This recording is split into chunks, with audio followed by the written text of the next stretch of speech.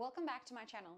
Today we are going to talk about foot health and foot injuries in the hypermobile person.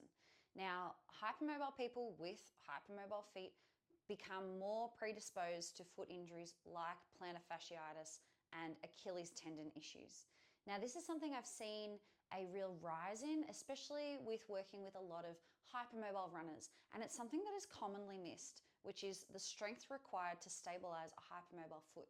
So today I'm going to go through a few really easy to do strength exercises for your toes and your feet to help you manage your bendy feet. Let's go.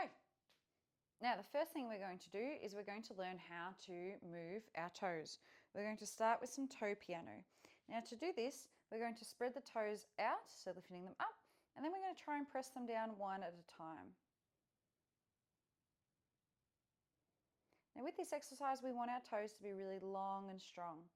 Hypermobile toes have a tendency to curl in and do something like that and claw. We want to be focusing on the length of our toes, getting them really long and pressing them down into the ground really firmly, but with that length.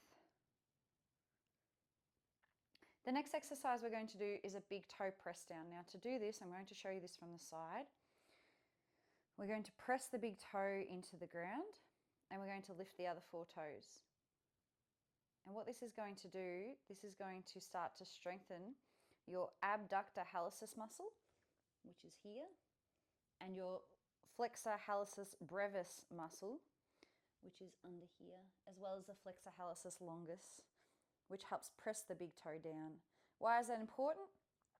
Because our big toe is what we toe off with when we walk. Okay?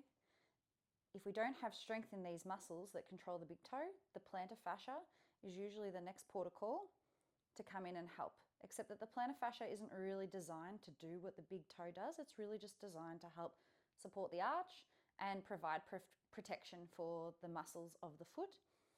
So when it gets overloaded, it becomes inflamed and angry. So we need to strengthen our toes, our big toes in particular, to take the pressure off our plantar fascia and support our midfoot. So from the front, what that looks like, you'll see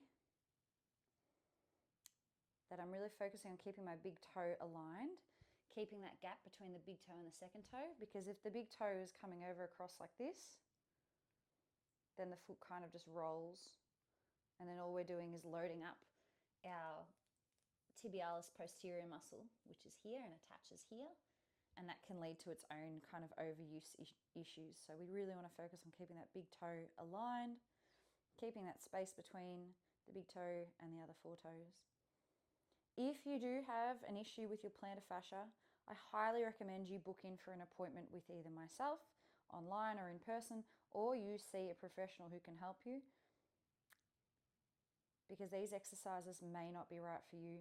And if you're not feeling it in these spots, then it definitely is a sign that you need someone to help you understand how to use this part of your body.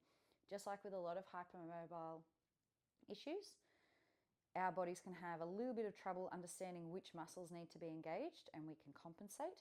So you want to make sure that you are not going to cause any other injuries by trying to do this and overloading something else. So please, if you do have plantar fasciitis, see someone for help.